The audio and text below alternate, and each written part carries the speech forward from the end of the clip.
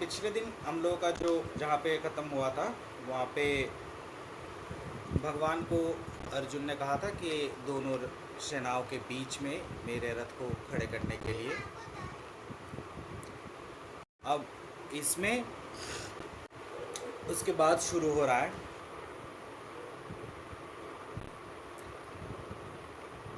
हे राजन। उसके बाद कपिध्वज अर्जुन ने मोर्चा बांधकर डटे हुए धृतराष्ट्र संबंधियों को देखकर उस शास्त्र चलने की तैयारी के समय धनुष उठाकर ऋषिकेश श्री कृष्ण महाराज से ये वचन कहा, हे अच्युत, मेरे रथ को दोनों सेनाओं के बीच में खड़े कीजिए। अब इसमें कुछ चीज़ें हम लोगों को यहाँ पे ध्यान रखना चाहिए। क्या? पहला चीज़ ये है कि अर्जुन यहाँ पे भगवान को एक एक श्लोक में एक एक बार में बहुत अलग अलग नामों से उन्होंने बुलाया है। और इसी तरीके से भगवान भी जब अर्जुन के बारे में कह रहे हैं तो उस समय भी उन्होंने बहुत सारा नाम जो है उसको उठाया गया है। तो इसको थोड़ा सा हम लोगों को समझना चाहिए, इसको देखना चाहिए। किस लिए?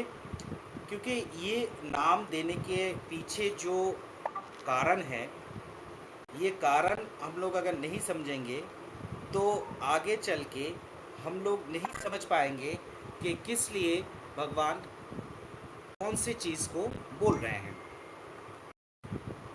अब इसमें यह है कि सबसे पहले अर्जुन ने कहा कि हे अच्युत, मेरे रथ को दोनों सेनाओं के बीच में खड़ा कीजिए। भगवान को उन्होंने अच्युत नाम से बुलाया है और यह शुरू हो रहा है अर्जुन उवाच से। अर्जुन, अर्जुन शब्द का मतलब क्या है? अर्जुन शब्द का मतलब है अर्जुन आ रज्जु उसके साथ न, मतलब जो पाश मुक्त नहीं है वो अर्जुन है। संसारबद्ध जो जीव है जैसे हम लोग, वो सभी यहाँ पे अर्जुन की तरह या अर्जुन मान के हम लोग इसे आगे बढ़ सकते हैं। साधक का जो अवस्था यहाँ पे दर्शाया गया है वो अर्जुन अवस्था है जो पाश मुक्त नहीं है। क्योंकि साधक के जीवन में भिन्न भिन्न अवस्था में भिन्न भिन्न मनस्थिति पैदा होता है, इसलिए उस हर एक अवस्था में उसका एक अलग अलग नाम से उसको कहा गया है। अब अच्युत अवस्था, अच्युत बोला गया है भगवान को यहाँ पे। अच्युत क्यों बोला गया है? अच्युत मतलब जिसका च्युत या फिर पतन नहीं होता वो है अच्युत। अब इसके बारे में हम लोगों को और थोड़ा सा अंदर जाना पड़ेगा कि वो कह रहे हैं कि हे अच्युत, मेरे रथ को दोनों सेनाओं के बीच में खड़े करें, क्योंकि युद्ध कामना में अवस्थित होके जो लोग आए हैं उनको देखना है। अब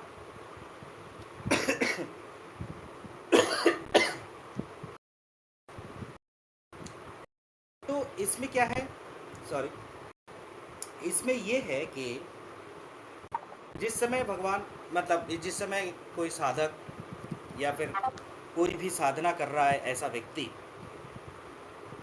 जब साधना में लीन होने का, अपना वासना क्षय करने का, अपना कर्म बंधन छोड़ने का, अपना कर्म बंधन पाश मुक्त होने का जब कोशिश करते हैं, उस समय कुटस्थ चैतन्य होके भगवान श्री कृष्ण या फिर अपने इष्ट वहाँ पे प्रकट होते हैं और साधक को जिस रास्ते पे साधक चलना चाहता है उस रास्ते पे साधक को ले जाने के लिए वो तत्पर होते हैं। तो क्योंकि ये तत्पर होने का जो कारण है, इस समय वो अच्युत अवस्था में रहते हैं ताकि उस जगह से वो कभी भी च्युत नहीं होते हैं। अर्थात धीर और आकर्षण शक्ति युक्त होके और संपूर्ण आकृष्ट होने के लिए वो अपना नज़र अपने साधक के ऊपर जड़ाए रखता है। इसके बाद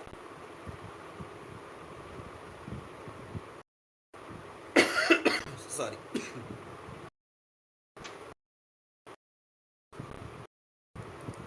जागवेत्तानि रोक्षेऽहं युद्धकामानवस्थितान् कर्मया सह योद्धवामस्तिन् रणसा मुक्त में।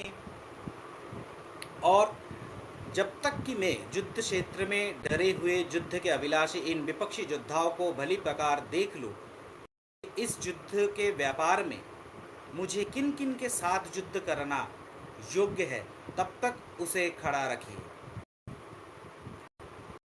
अब अर्जुन इसके साथ में बोल रहा है कि मुझे जिन लोगों के साथ युद्ध करना है उनके सामने मुझे खड़ा करके रखिए। इसके बाद जुत्समानानवेक्षहं जायते हत्र समागताः धृतराष्ट्रस्य दुर्बुद्धे युद्धे प्रियचिकीर्षवः। दुर्बुद्धि दुर्योधन का युद्ध में हित चाहने वाले जो ये राजा लोग इस सेना में आए हैं, इन युद्ध करने वालों को मैं देखूंगा। संजय उवाच एवमुक्तो ऋषिकेशो गुडाकेशेन भारतः सेनयोरुभयो मध्ये स्थापयित्वा रथोत्तमम् भीष्मद्रोणप्रमुखत सर्वे जाञ्च महीक्षिताम् उवाच पार्थ पश्यैतान् समवेतान् कुरुनीति। संजय बोले, हे धृतराष्ट्र, अर्जुन द्वारा इस प्रकार कहे हुए महाराज श्री कृष्ण चंदन ने दोनों सेनाओं के बीच में भीष्म और द्रोणाचार्य के सामने तथा संपूर्ण राजाओं के सामने उत्तम रथ को खड़ा करके इस प्रकार कहा कि हे पार्थ, युद्ध के लिए जुटे हुए इन कौरवों को देखें।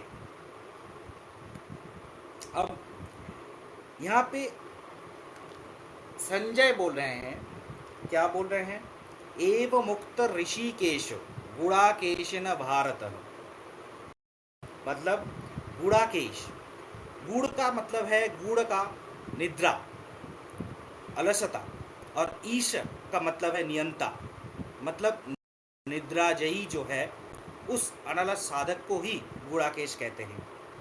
मतलब जितेंद्रिय अर्जुन को यहाँ पे दर्शाया गया है, या फिर जो साधक साधना करने में व्यस्त है, जो साधक साधना करने में इच्छुक है, उसको अपने इंद्रिय को जीतना पड़ेगा। इसलिए वही जितेंद्रिय होके अर्जुन बन के वहाँ पे अपने आप को दर्शाया गया। अब इसके साथ में जितेंद्रिय अर्जुन इस प्रकार ऋषिकेश के जब वो बोल रहे हैं, और गुड़ाकेश यहाँ पे शब्द का प्रयोग क्यों आया है? इस शब्द का प्रयोग इसलिए आया है, जो निद्राजयी है, जो अपने अज्ञान के निद्रा को दमन करने के लिए और दमन करने के लिए और अपने आप को उस जगह पे पहुंचने के लिए, अपने आप को उस जगह पे पहुंचाने के लिए और अपने आत्मज्ञान को प्राप्त करने के लिए जो उत्सुक है, उसी को यहाँ पे दर्शाया गया है। अब इसके साथ में ये है कि यहाँ पे एक शब्द आया है रथोत्तम। रथोत्तम मतलब रथ में चढ़ के जब एक जगह से दूसरे जगह पे वो जाते हैं। अब रथ में तो चढ़े हुए हैं ही, तो इस शब्द का यहाँ पे प्रयोग किस लिए है? इस शब्द का यहाँ पे प्रयोग इसलिए है कि जब एक जगह पे हम लोग हैं, एक मनस्थिति में हम लोग हैं, एक परिस्थिति में हम लोग हैं, तो उस परिस्थिति से जब हम आगे बढ़ने का कोशिश करते हैं या फिर किसी कारण से अगर आप पीछे भी जाए, तो उस समय क्या होता है कि हम एक स्थान से दूसरे स्थान पे, एक स्थिति से दूसरे स्थिति पे जो चलते हैं, वो चलने के उस अवस्थान्तर को समझाने के लिए यहाँ पे रथ में चढ़ के जाने के लिए उस शब्द का यहाँ पे इस्तेमाल हुआ है। अब सेना के बारे में, अब दो सेनाओं में तो युद्ध हो रहा है, तो दोनों सेनाओं के बारे में यहाँ पे क्यों कहा गया है? क्योंकि यहाँ पे दोनों सेनाओं में एक है प्रवृत्ति मार्ग और दूसरा है निवृत्ति मार्ग। प्रवृत्ति मार्ग मतलब संसारमुखी जो वृत्तियाँ है, उस वृत्ति के बारे में यहाँ पे दर्शाया गया है, और निवृत्ति मार्ग मतलब असंसारमुखी होके जो वृत्तियाँ हैं, उस वृत्ति के बारे में। और यहाँ पे जब भीष्म के बारे में कहा गया है, आभास चैतन्य या फिर वैशेषिक जो अहंकार है या फिर पवित्रिया जो हैं, उस विषय संस्कार जो बुद्धि है, जो द्रोण है यहाँ पे, तो उसी के द्वारा चालित होने के कारण वासना, तो जो काम क्रोध लोभ मोह जो वासनाएं हैं, उस तरीके से सकल का जो पोषण करते हैं, जो निद्रा तंद्रा संशय भय आलस्य दीर्घसतता इत्यादि जो साधन का जो प्रतिकूलता है, उसको यहाँ पे दर्शाया गया है। अब पार्थ यहाँ पे कहा गया है, मतलब पृथा का पुत्र अर्थात मातृभावापन्न जो साधक है, उसको कहा गया है। प्रथ शब्द का मतलब है विख्यात होना, और आ कर्तृवाच्य जो शब्द है, मतलब जो अपने आप में ही विख्यात या सनाम ख्यात होता है, उसी को पृथा कहते हैं। प्रकृति स्वयं ही सनाम ख्यात होता है, तो इस प्रकृति से उत्पन्न जो भी है वो सभी सनाम ख्यात है। तो इन सबको ही पार्थ कहा गया है, मतलब हम सबको ही यहाँ पे दर्शाया गया है पार्थ शब्द से।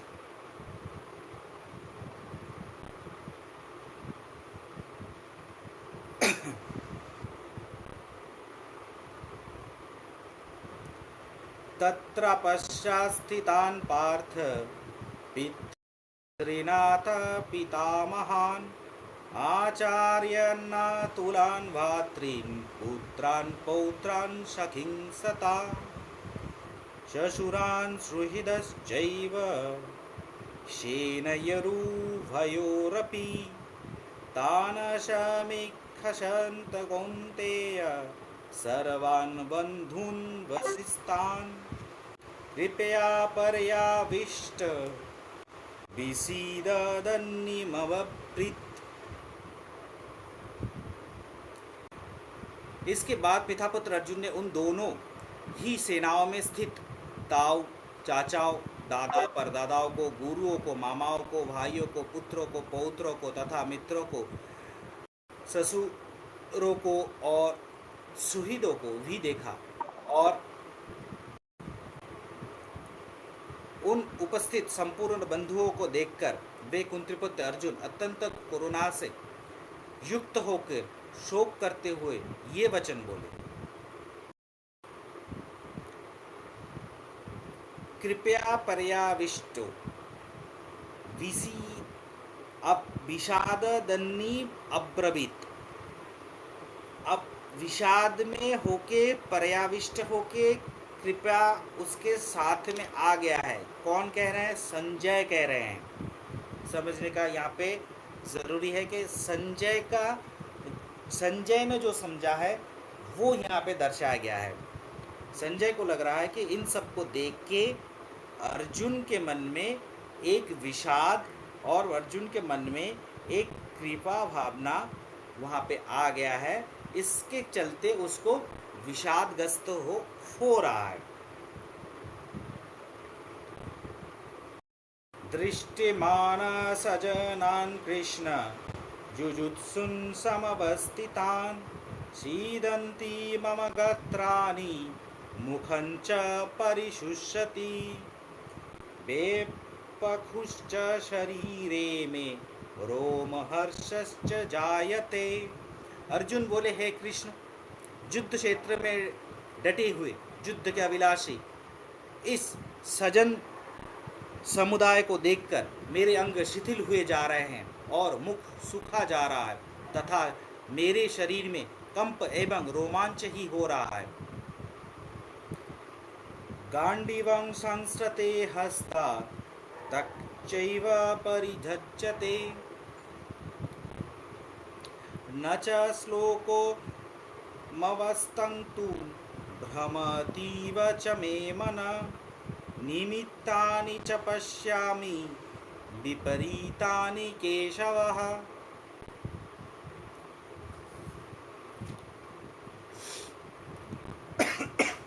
न च श्रेयहनुपश्यामि हत्वा सजनमाहवे न काङ्क्षे विजयं कृष्ण न च राज्यं सुखानि च।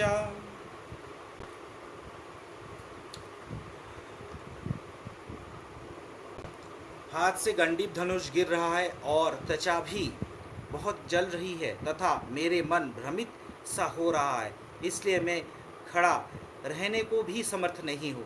हे केशव, मैं लक्षणों को भी विपरीत ही देख रहा हूँ तथा युद्ध में सजन समुदाय को मारकर कल्याण भी नहीं देखता। हे कृष्ण, मैं तो विजय चाहता हूँ और ना राज्य तथा सुखों को भी। हे गोविंद, हमें ऐसे राज्य में क्या प्रयोजन है अथवा ऐसे भोगों से और जीवन से भी क्या लाभ है। अब इसमें हम लोगों को कुछ समझना चाहिए कि ये क्या बोल रहे हैं कि अर्जुन बोल रहे हैं कि यहाँ पे युद्ध में जो डटे हुए जो लोग को मैं देख रहा हूँ, इन सबको देखने के बाद यहाँ पे मैं देख रहा हूँ अपने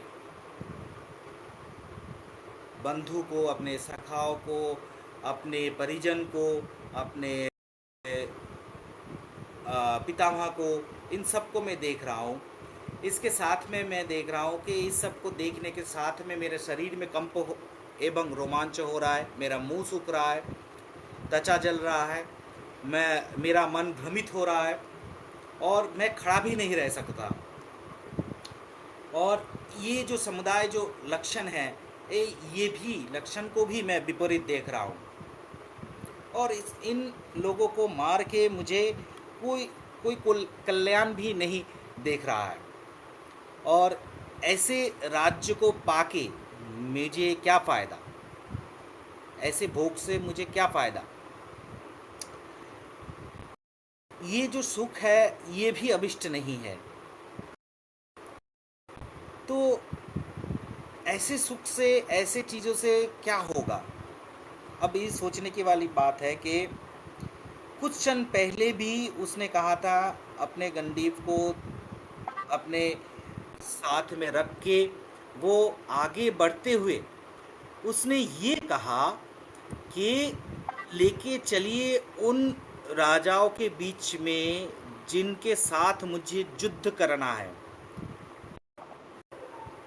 वो इतना तना हुआ उस जगह पे था। अब उन लोगों को अचानक से देखने के बाद अचानक से उसके हाथ से गांडीव खिसने लगा, अचानक से उसके शरीर में रोमांच आ गया, अचानक उसके होंठ सूखने लगे। तो ये क्षण भर में क्या हुआ कि उसके और अब वो कह रहा है कि मेरे शरीर में ऐसे ऐसे भाव पैदा हो रहा है।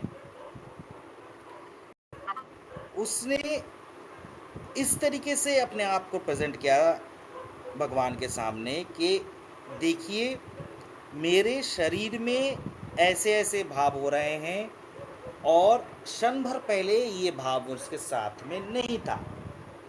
अब इसमें क्या हम लोगों को देखना पड़ेगा, इसमें हम लोगों को ये देखना पड़ेगा कि यहाँ पे जो शब्द आया है दृष्टिमान सजनान कृष्ण 28 नंबर श्लोक में,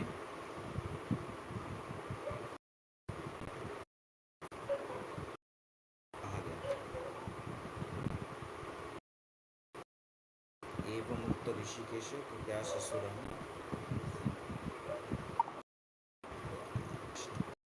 एक सेकेंड।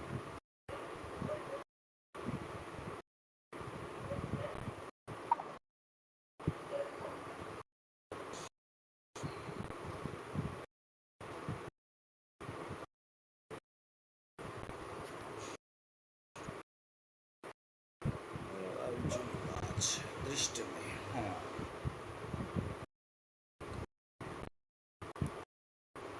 दृष्टि में सजनन कृष्ण। अब इसमें इसने कहा कि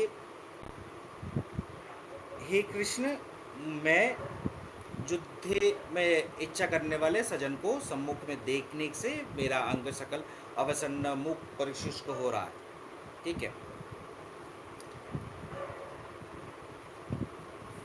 अब इसमें और एक शब्द आया है इसके बाद में, केशव।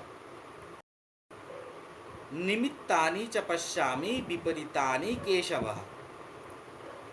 2 श्लोक पहले उसने कृष्ण कहा, 2 श्लोक बाद उसने केशव कहा। ठीक है।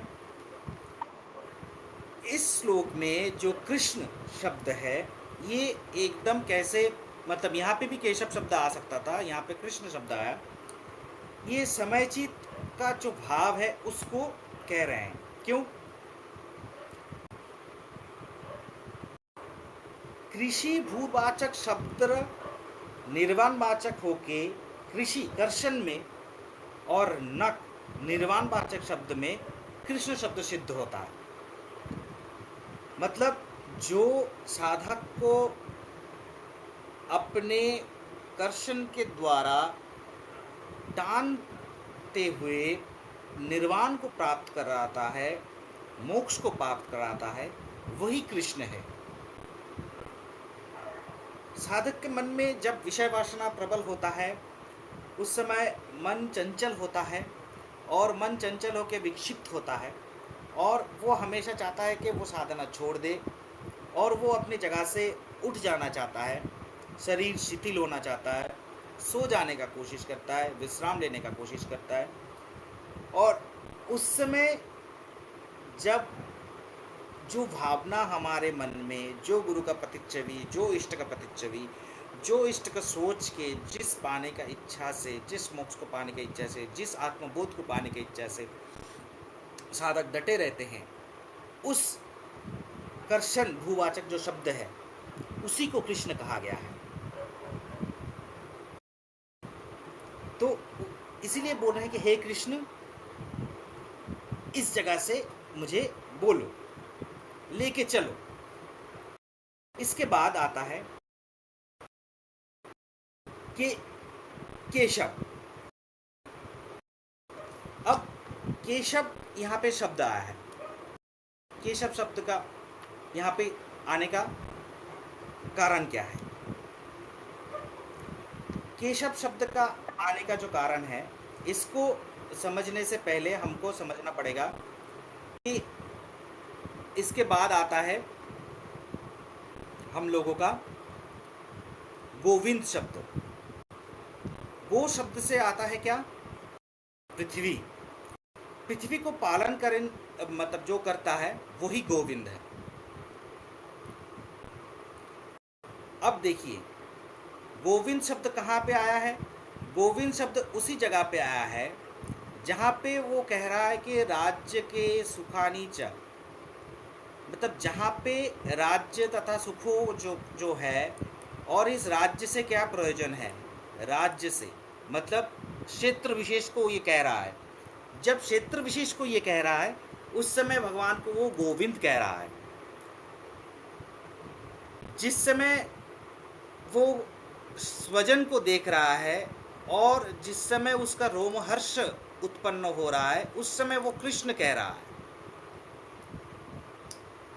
तो सॉरी, तबीयत थोड़ा सा सही नहीं चल रहा है। अब तो इस तरीके से हम आगे बढ़ते हैं।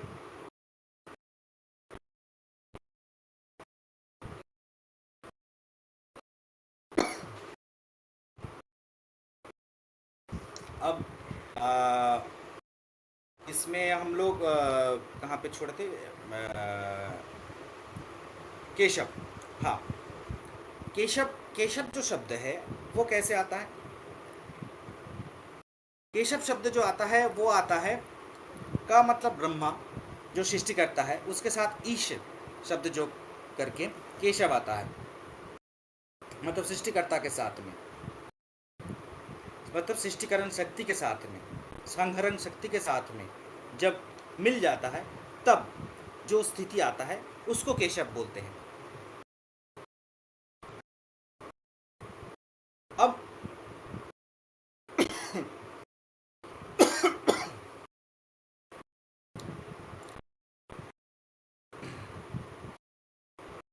इसके बाद आता है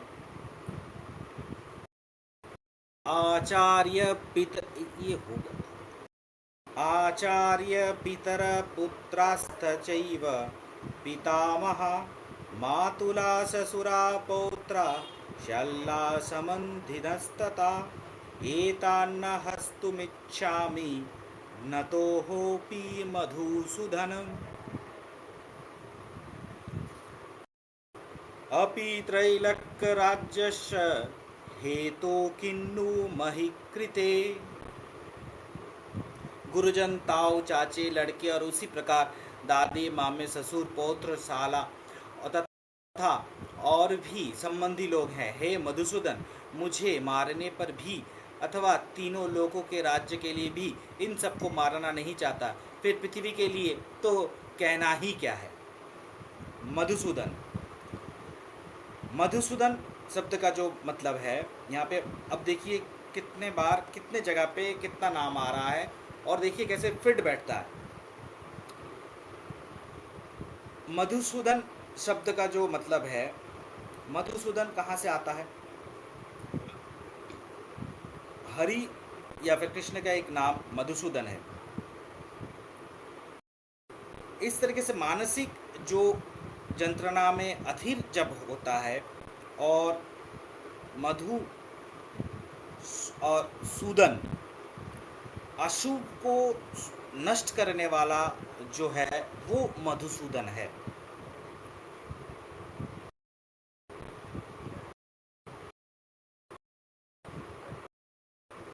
जो कहाँ पे आता है? ऐसे आता है कि परिणामा शुभं कर्म भ्रांतानां मधुरं मधु करोति सूदनं जो ही स एवा मधुसूदनः।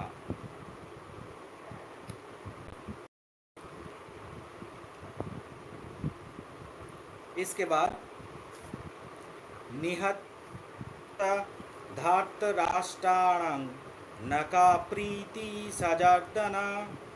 जनार्दन शब्द, जन उसके साथ अर्ध, जाचन च करना उसके साथ अनट प्रत्यय करके जनार्दन शब्द होता है।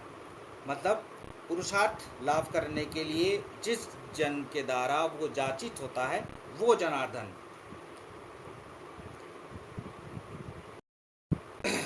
मतलब इस शब्द से ये हो रहा है कि दया करो प्रभु, ये कठोर अवस्था से मुझे निकालो, इस जगह से मुझे निकालो, जा मैं कर सकता हूँ और जो ऐसे कर सकता हूँ ताकि मेरा जो भोग है वो रह जाए और जो मैं पाना चाहता हूँ वो भी मैं पा जाऊँ और मुझे कुछ खोना ना पड़े।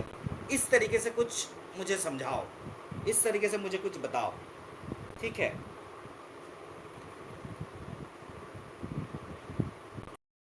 तस्मार्हणा वयं हस्तुं धार्तराष्ट्रान् सबान्धवान् सजनं हि कथं हत्या सुखिं श्याम माधवः। अतएव हे माधव, अपने ही बांधव धृतराष्ट्र के पुत्र को मारने के लिए हम योग्य नहीं हैं, क्योंकि अपने ही कुटुंब को मार के हम कैसे सुखी होंगे। यद्यपते न पश्यन्ति लोभोगतः चेतसः कुलक्षयं कृतं दोषं मित्रदोहे च पातकम्। कथं न ज्ञेयमभामि पापादस्मान् निवर्तितुं कुलक्षयं कृतं दोषं प्रपश्याधि जनार्दन कुलक्षेय प्रणश्यन्ति कुलधर्मा सनातना धर्मे नष्टे कुलं कृत सनं धर्म हवुत्तते। यद्यपि लोभ से भ्रष्ट विचित्त हुए ये लोग कुल के नाश से उत्पन्न दोष को और मित्रों से विरोध करने में पाप को नहीं देखते, तो भी हे जनार्दन, कुल के नाश से उत्पन्न दोष को जानने वाले हम लोगों को इस पाप से हटने के लिए क्यों नहीं विचार करना चाहिए।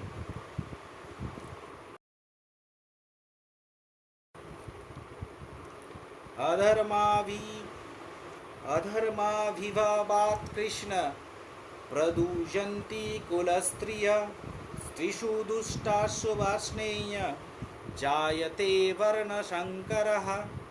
हे कृष्ण, पाप के अधिक बढ़ जाने से कुल की स्त्रियों अत्यंत दूषित हो जाती है, और हे ब्राह्मणेश, स्त्रियों के दूषित हो जाने पर वर्णशंकर उत्पन्न होता है।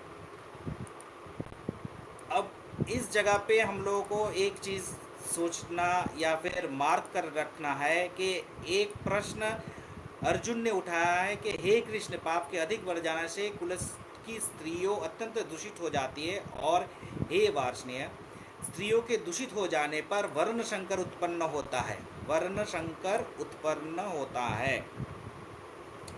एक प्रश्न उसने उठाया कि वर्ण संकर उत्पन्न होगा, मतलब अर्जुन का जो धारणा है वो इस जगह पे स्थित है कि जन्म से वर्ण है, इसलिए भगवान ने बाद में जाके इसका आंसर जब देते हैं उस समय हम देखेंगे कि कैसे वह वर्ण जो है वो जन्म से नहीं है, वो किसी दूसरे जगह से है।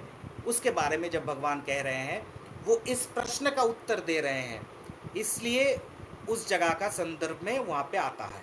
ठीक है, ये प्रश्न अर्जुन ने उठाया है और उसका उत्तर भगवान दूसरे जगह पे देंगे कि यहाँ पे वर्ण संकर उत्पन्न हो जाएगा। उसने कहा है, एक प्रश्न उठा रहा है, क्या क्या हो सकता है, वो सब जगह पे बोल रहा है। एक अपने बारे में बोला, उसके बाद राज्य के बारे में बोला, फिर उसने बोला कि हमें राज्य नहीं करना है, राज्य से छोड़ देना है। उसके बाद वो अब दूसरे जगह पे मतलब हर एक ऑप्शन को वो टटोल रहा है कि अब वो बोल रहा है कि अब तो इस जगह पे जब सब मर जाएंगे तो वर्ण संकर उत्पन्न हो जाएगा, कुल घाती हो जाएगा। अब नेक्स्ट में मिलेगा, शंकरो नरकायैव कुलघ्नानां कुलस्य च पतन्ति पितरो होसां लुप्तपिण्डोदकक्रिया। मतलब वर्ण शंकर कुल घातियों के और कुल के नरक में ले जाते हैं, जाने के लिए ही होता है। लुप्त हुए पिंड और जल की क्रिया वाले अर्थात श्राद्ध और तर्पण से वंचित होने के पितृलोक और अधोगति के प्राप्त होते हैं। तो इसलिए जो लोग तर्पण करते हैं उन लोगों को पता है कि तर्पण में तीन चीज़ हमेशा हम लोगों को आता है। एक, जब तर्पण होता है उस समय, उसके बाद हम लोगों को भीष्म तर्पण करना पड़ता है। उसके साथ में हम लोगों को जिसके कुल में या फिर कोई नहीं बचा है उनके लिए भी हम तर्पण करते हैं। तो एक प्रश्न यहाँ पे उसने ये भी उठाया है कि इन लोगों के बारे में बताओ कि ये भी तो होगा, अधोगति प्राप्त होगा वर्ण शंकर अगर कुछ करेगा।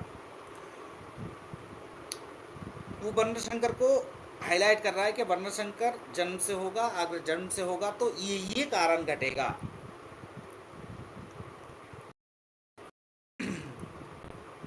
दशैरत्यै कुलघ्नानां वर्णशंकरकारकै उत्साद्यन्ते जाति धर्मा कुल धर्माश्च शाश्वता।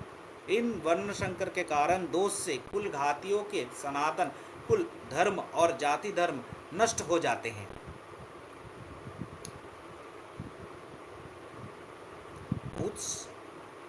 उत्सन्नकूल धर्माणां मनुष्याणां जनार्दन नरके नियतं वासो भवति जनसुश्रुतम् अहोवत महत् पापं कर्तुं व्यवसिता वयं जद्राज्य सुखलोभेन हन्तुं सजनमुद्यता।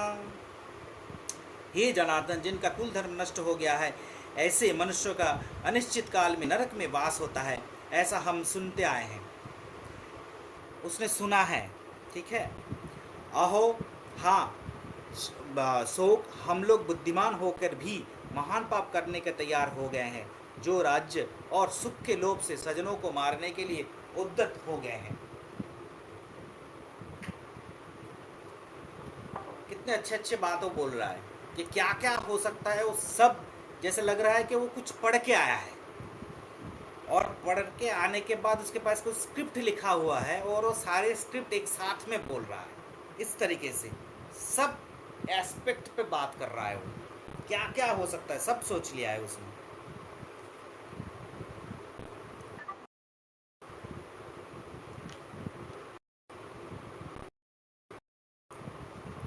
अहोवत महत्पापं कर्तुं व्यवसिता वयं जद्राच्च सुखलोभेन हन्तुं सजनमुद्यता।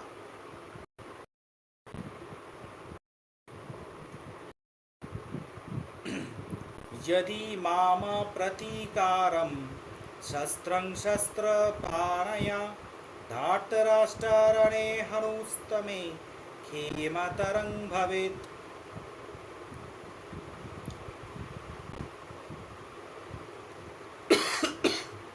यदि मुझ शास्त्र रहित एवं सामना ना करने वालों के शास्त्र हाथ में लिए हुए धृतराष्ट्र के पुत्र रण में मार डाले, तो वह मारना भी मेरे लिए अधिक कल्याणकार होगा। संजय उवाच एवमुक्तार्जुन सख्ये रथपस्त उपाविशत् विसृज्य शासरं चापं शोकं संविघ्नमानसः। संजय बोले, रणभूमि में शोक से उद्विग्न मन वाले अर्जुन इस प्रकार कहकर बाण सहित धनुष को त्याग कर रथ के पिछले भाग में बैठ गए। अब ये बैठ गया, बढ़िया है। सब हथकंडे उसने लगा लिए हैं, क्या क्या हो सकता है। अब इसके बारे में अब लोग चर्चा को थोड़ा सा आगे बढ़ाएंगे कि यहाँ पे कैसे कैसे एक एक चीज आया है। पहले आया क्या कि अर्जुन ने दोनों सेनाओं में स्थित हुए पिता, भाई, पितामह को, आचार्यों को, ये सबको देखा, शुद्ध को देखा, ससुरों को देखा, सालों को देखा, मित्रों को देखा, सबको देखा, और उन सबको देखते हुए उसके शरीर में क्या आ गया, रोमांच आ गया, ये सब आ गया। कौन कह रहा है? संजय कह रहा है। इस चीज़ को समझना ज़रूरी है। क्यों ज़रूरी है? और ये संजय कह रहा है, ये भी समझना क्यों ज़रूरी है? इन दोनों को समझना ज़रूरी इसलिए है कि अगर हम लोग देखें कि बहुत सारे साइकोलॉजिस्ट या फिर बहुत सारे दार्शनिक ऐसे भी हुए हैं जगत में, जो लोग सोचते हैं कि शरीर हम लोगों को समझता है कि, या फिर शरीर हम लोगों को दर्शाता है कि हमारे मन में क्या चल रहा है। आँख लाल हो रहा है, हाथ के मुष्टिबद्ध हो रहा है, इस तरीके से क्रोध आ रहा है। उन्होंने ऐसे कहा है कि जो भी है, जो भी पहना हुआ है, जो भी शरीर का जो कृत्य है, उसके तरीके से क्या चल रहा है, उस तरीके से चल रहा है हमारा मन। मन का विश्लेषण इन लोगों ने किया है शरीर से, और क्योंकि इस तरीके से ही आज तक होता रहा है, इसलिए संजय भी इस तरीके से कह रहा है कि अर्जुन के भी शरीर में ऐसा ऐसा का घटनाएं घट रहे हैं, तो इसीलिए उसने करुणा से आदृत हो गया है, इसीलिए उसके हाथ से गंडी गिर रहा है, इसीलिए वो रथ पे बैठ रहा है। इन सब के बारे में वो कह रहा है। अब ऐसा सोचने से हम लोग मजबूर हो जाते हैं इस तरीके से कि शायद अर्जुन इस समय अहिंसा का बात बोल रहा है। शायद अर्जुन इस समय वो कह रहा है कि जो अहिंसा के पथ पे चलने वाले जो लोग हैं वो कहते हैं। अब इसमें थोड़ा सा हम लोग रीड बिटवीन द लाइंस करते हैं। वो क्या कह रहा है? वो कह रहा है कि मैं किसको देख रहा हूँ? वो देख रहा है कि दोनों सेनाओं के बीच में जाके वो देख रहा है, बंधुओं को देख के कुंत्रपुत्र करुणा से युक्त होके ये कह रहा है कि हे कृष्ण, युद्ध क्षेत्र में डटे हुए अभिलाषी सजन सम्मुख को देखकर मेरे अंग शीतल हो जाए। तो इसमें से अगर सजन वाला शब्द हम हटा लें तो उस समय क्या होगा? अगर वहां पे सजन नहीं होके मेरा अपरिचित अगर वहां पे कोई खड़ा हो जाए तो तब अर्जुन के हाथ से गांडीव नहीं जाएगा, तब उसका शरीर और तन जाएगा, गांडीव के ऊपर तीर चढ़े आएंगे। और वो कह रहा है कौन से जगह पे ये पकड़ना ज़रूरी है कि वो क्या पकड़, मतलब वो कहना क्या चाहता है? वो कहना चाहता है हर एक जगह पे वो ये कह रहा है कि बार बार वो यही कह रहा है कि मुझे इस जगह से निकालो, मुझे इस जगह से हटा लो, मुझे कोई ऐसा रास्ता बता दो कि मुझे राज्य सुख भी मिल जाए, ये भोग भी मिल जाए और इन लोगों को मारना भी ना पड़े। वो ये कह रहा है कि यहाँ पे सजन के जगह पे मेरे अपरिचित किसी लोगों को रख दो ताकि मैं उनको भेड़ बकरियों की तरह काट सकूं और उनको काटने से मेरा जो चित्त दशा है उस चित्त दशा को मैं प्राप्त हो जाऊं। मतलब वो अहिंसा के तरफ झुक रहा है। इस तरीके से अगर कोई सोचे, वो सोचना सरासर गलत है, क्योंकि वो अहिंसा के तरफ झुक ही नहीं रहा है। वो कह रहा है कि मुझे हिंसा करने में कोई दिक्कत नहीं है, अगर वो हिंसा मेरे सजनों के साथ ना हो तब वो सही है। उसका कहना ये है, उसका कहना ये कभी नहीं है कि युद्ध खराब है। अगर अर्जुन ने कहा होता कि युद्ध व्यर्थ है, हिंसा व्यर्थ है, तो शायद गीता का ये किताब निर्मित ही नहीं होता। क्योंकि वो कह रहा है कि ये दूसरा जो वक्तव्य है वो कह रहा है।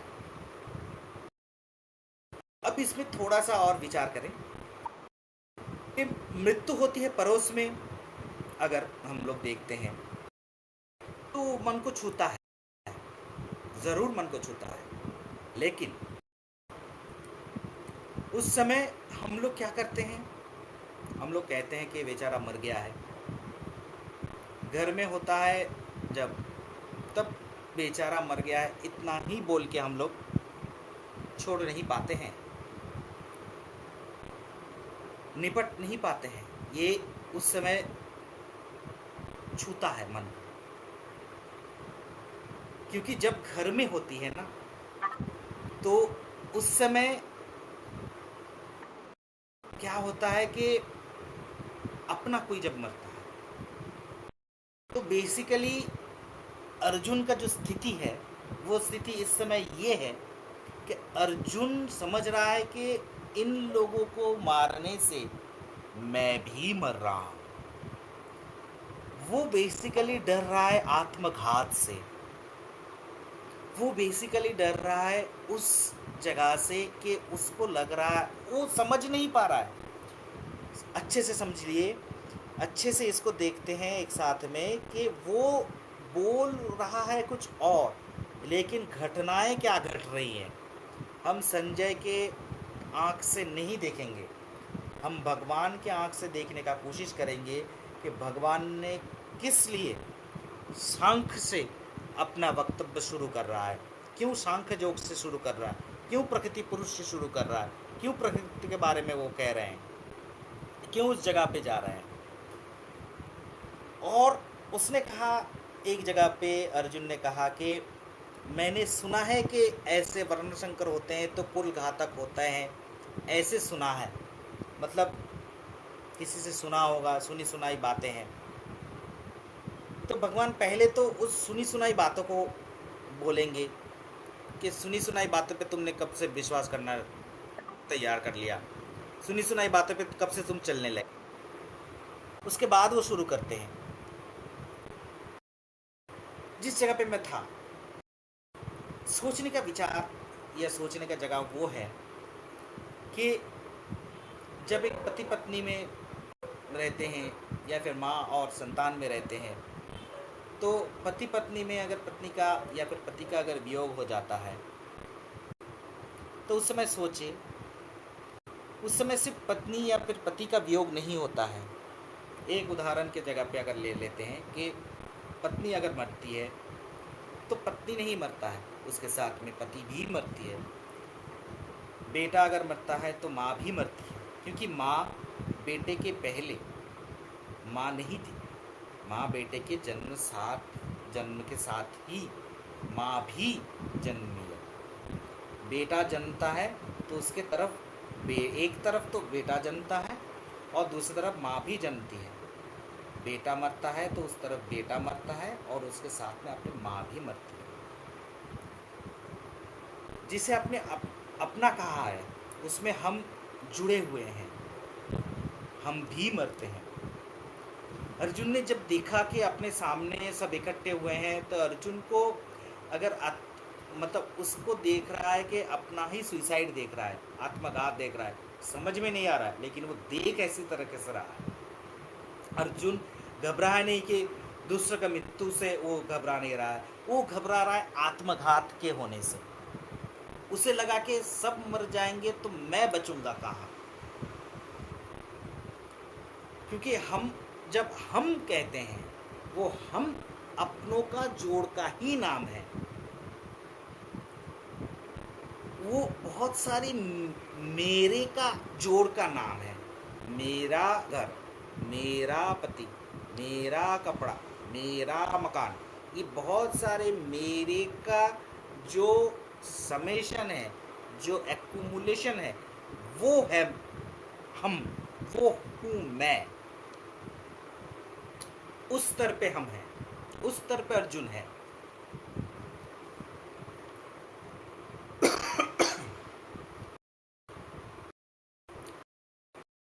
वो कह रहा है कि अर्जुन को लगा, उस क्षण में लग रहा है कि अपने ही इकट्ठे हुए हैं दोनों तरफ, मरेंगे अपने ही। अगर जीत भी गया तो जीत का प्रयोजन क्या है? जीतने के लिए जीत नहीं चाहिए।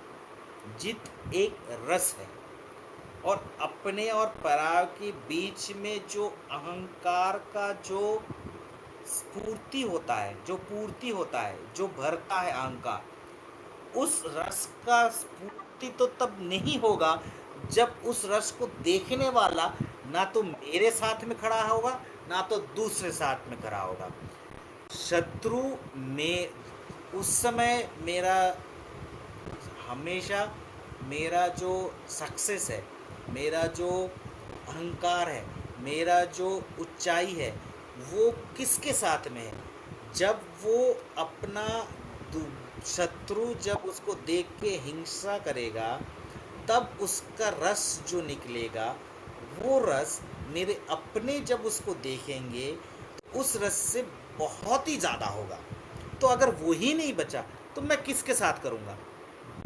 अगर मेरे अपने ही भी नहीं बचे तो मैं दिखाऊंगा किसको, किसके लिए है? एक बात सोच के रखिए, एक बात सोच के देखते हैं कि अगर हम लोगों को ज़िंदा रहना है, अगर हम लोगों को रहना है, तो एक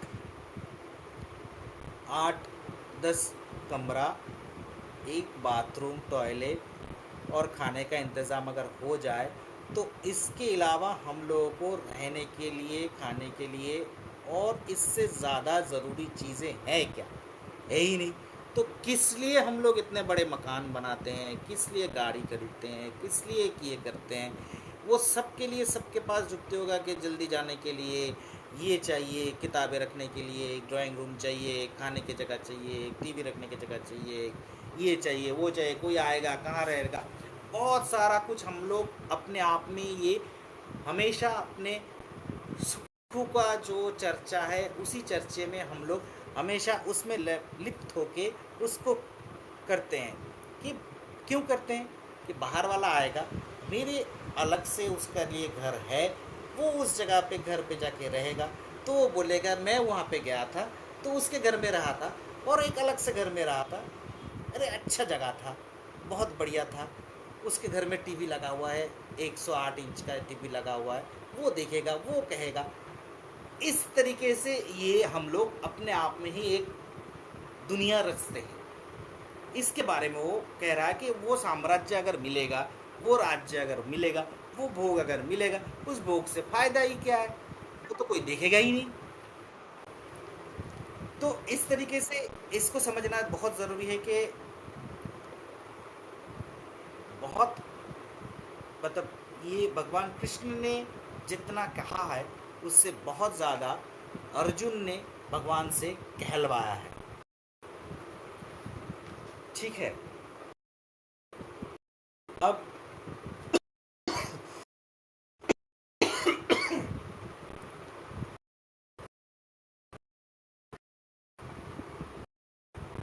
तो इस समय ये है कि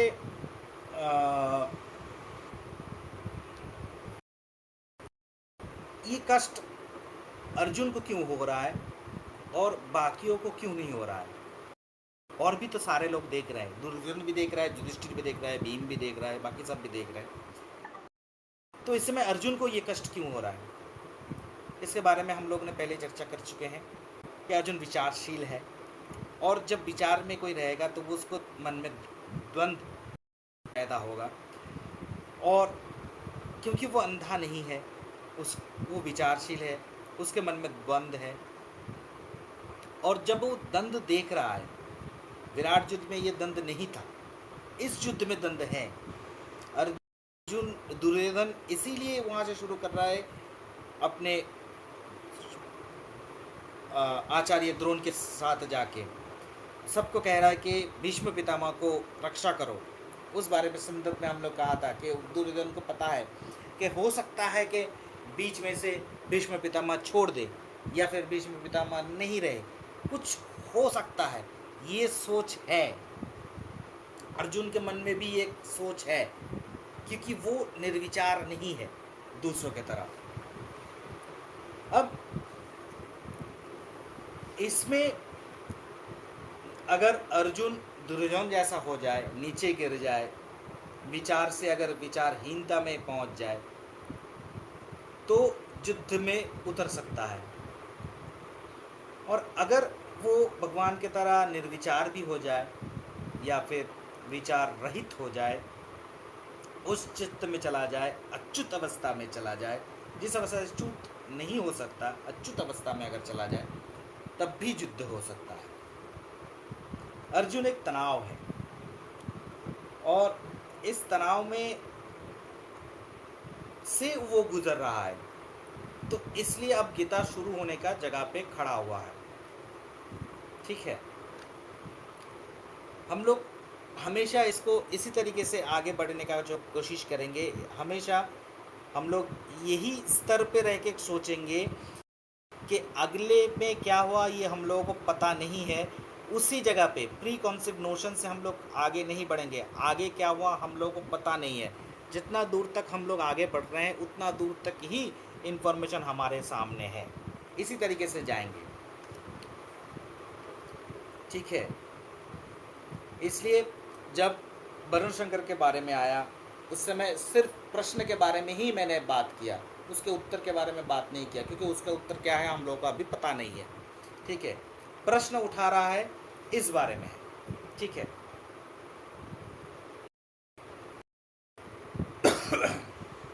वो कृष्ण को, अर्जुन कृष्ण को, भगवान को कह रहे हैं कि एक रास्ता तो दिखा दो, एक जगह तो बता दो कि इन लोगों को इस भोग के जगह से हम लोग मैं निकल जाऊँ। ये लोग अगर मुझे मार भी दे तो भी कोई दिक्कत नहीं है, लेकिन मुझे इस जगह से तो बचा लो, कि मुझे इस जगह से तो हटा लो, मैं उस जगह से तो भाग जाऊँ। ठीक है? ये जो गुण मतलब इसमें एक सोचने वाला चीज़, एक दूसरा चीज़ ये भी है कि अब उसने सुना है इस बारे में, तो वो उस समय अपना स्टेटमेंट नहीं रख रहा है, वो भगवान को अलग अलग तरीके से पूछ रहा है। अर्जुन को अगर ये बात पूछा जाए तो अर्जुन भी शायद एक उत्तर दे सकता था, लेकिन अर्जुन सिर्फ जिज्ञासा कर रहा है। तो अगर अर्जुन इस उत्तर के साथ में, प्रश्न के साथ में अगर उत्तर देना भी शुरू कर दे तो इसमें खतरा हो सकता था, इसमें एक कॉन्फ्लिक्ट हो सकता था। लेकिन यहाँ पे हम बच गए क्योंकि अर्जुन द्वंद्व में है, उसे समझ आ रहा है कि वो द्वंद्व में है, लेकिन वो कौन से द्वंद्व में है या फिर उसका स्थिति क्या है, उसका मनस्थिति क्या है, उसके बारे में वो सोच रहा है। इसके साथ में एक चीज़ और भी है कि भगवान जब इसका संश्लेषण करेंगे तो सिर्फ विश्लेषण, मनोविश्लेषण नहीं करेंगे, उसके साथ में मनोसंश्लेषण भी करेंगे।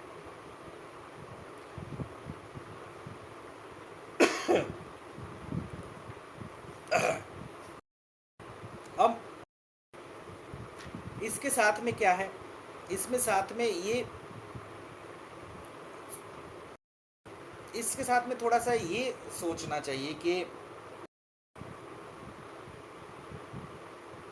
तर्क वो जो लगा रहा है, जिस जिस रास्तों पर लगा रहा है वो तर्क, तो उस सारे रास्तों को वो किस जगह से लगा रहा है, वो अपने शरीर के रास्ते लगा रहा है कि मेरे शरीर में ऐसे ऐसे चीज़ हो रहे हैं, मेरे शरीर में ऐसे ऐसे तनाव हो रहे हैं, मेरे शरीर में ऐसे ऐसे चीज़ें हो रहे हैं, जिसके चलते क्या हुआ कि मैं भागने के में भयभीत होके कुछ तरीके से मुझे बता दे, कुछ रास्ता मुझे दिखा दे कि मेरा तो शरीर में ऐसे ऐसे हो जा रहा है। ठीक है?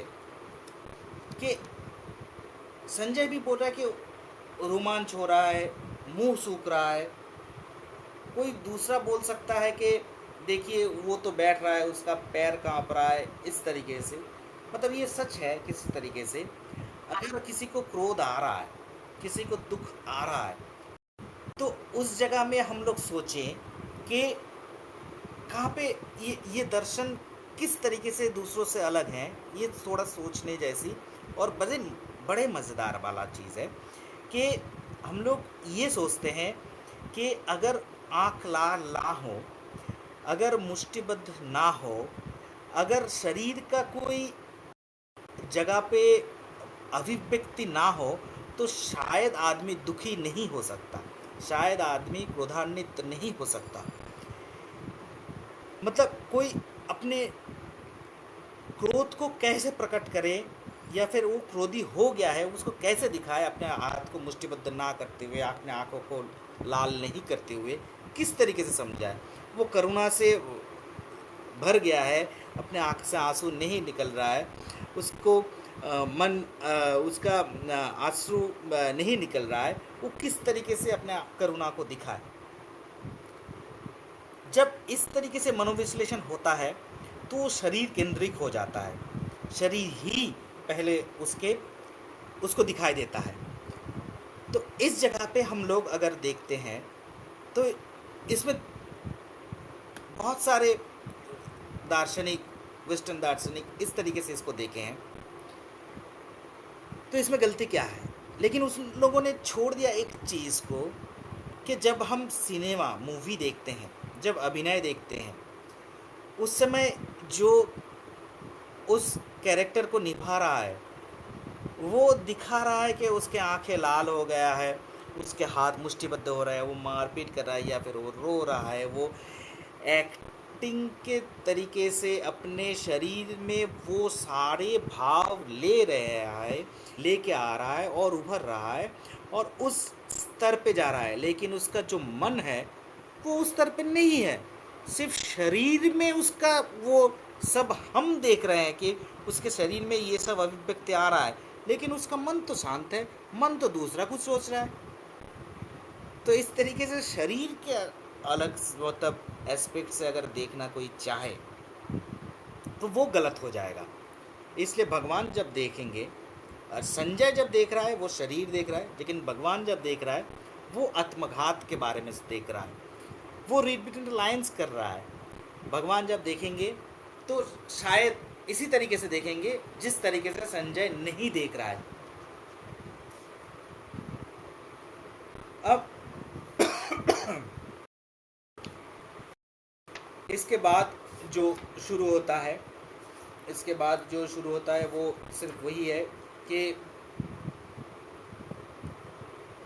विषाद वाला जो जो मतलब योग का जो विषादग्रस्त अवस्था है, अर्जुन का जो विषादग्रस्त अवस्था है, उस अवस्था से कैसे वो भगवान उसको निकालते हैं या फिर निकाल पाते हैं कि नहीं, ये हम लोग अगले दिन शुरू करेंगे। ठीक है, सांख्य योग से। अब देखते हैं कि अगर कोई प्रश्न आया है तो।